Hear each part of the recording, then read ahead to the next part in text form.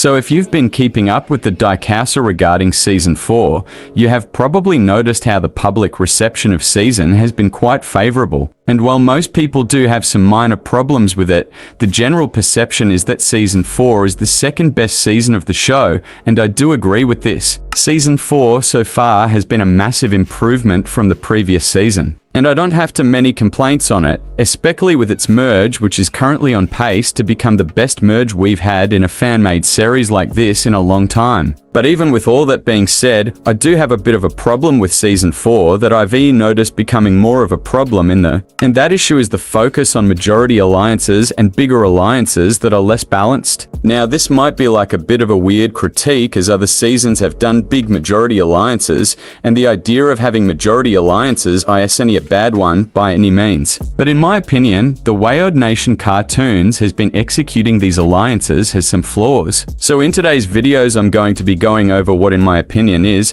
the biggest problem with DISVENTURE Camp Season 4, more specifically the merge part of the season, and how I would fix it. Anyways, with that being said, onto the video. So in my opinion, the main problem with DISVENTURE Camp Season 4 is the focus, and rather unbalanced focus and treatment of majority alliances. And to explain how I believe this is a problem, I do have to go back a bit. For example, take DISVENTURE Camp Season 1, 2, and even All Stars. All of these seasons have had large alliances, however they were balanced in a way that was realistic, and they were able to serve their purpose well without becoming too overpowered. A good example of this is Villain's Alliance. Now don't get me wrong, I am not the biggest fan of a hero's alliance versus a villain alliance dynamic in shows like this, but at least in All Stars, this majority alliance was handled relatively well, at least in how strong they were. Like, yes, the villains did have a lot of moments where they defeated the heroes and were the main people putting them on the back seat, but they weren't made too overpowered and were put on the back seat multiple times by the heroes,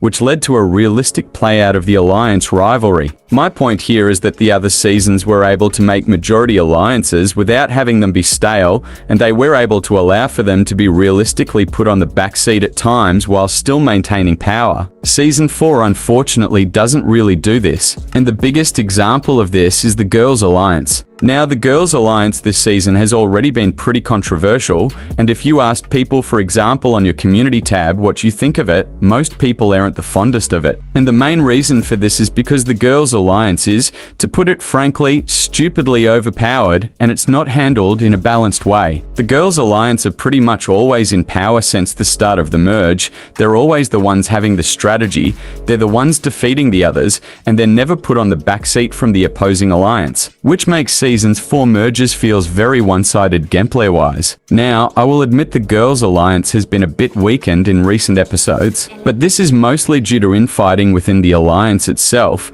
rather than anything happening from the opposing side. Say what you want about what happened in All Stars merge, but at least had a bit more care with how they balanced their alliances and didn't just have one majority alliance doing everything while the 2 other people in their alliance were bumbling around. And because of this season's for Secon's merge has been a bit weakened in my opinion due to this. Also, another reason for why I don't like the Girls Alliance all that much. See, frankly, because of how big it is. To put into perspective, at its peak, the Girls Alliance had roughly 70% of the merge cast a part of it.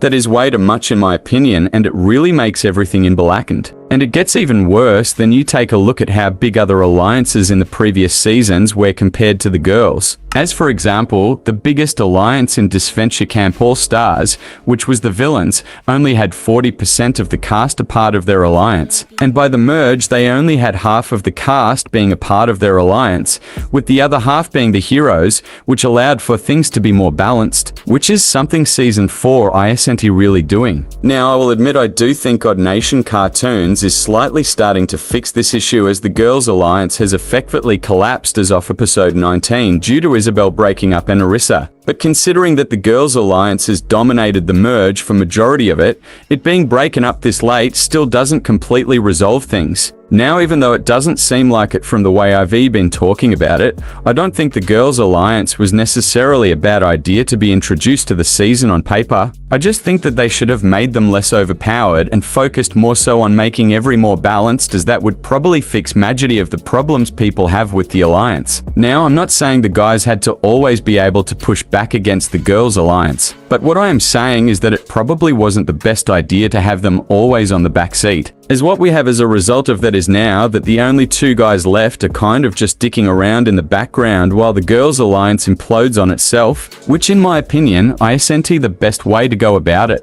Anyways, I think I've made my points known for now, so I think I should get to the conclusion of this video. In conclusion, the girls' alliance in Season 4, while it isn't bad, however, it is way too overpowered, which results in the gameplay becoming a bit boring as they are never put on the back seat from external means. And I think Odd Nation cartoons should avoid doing big alliances like this in the future and instead focus on making moderately sized alliances.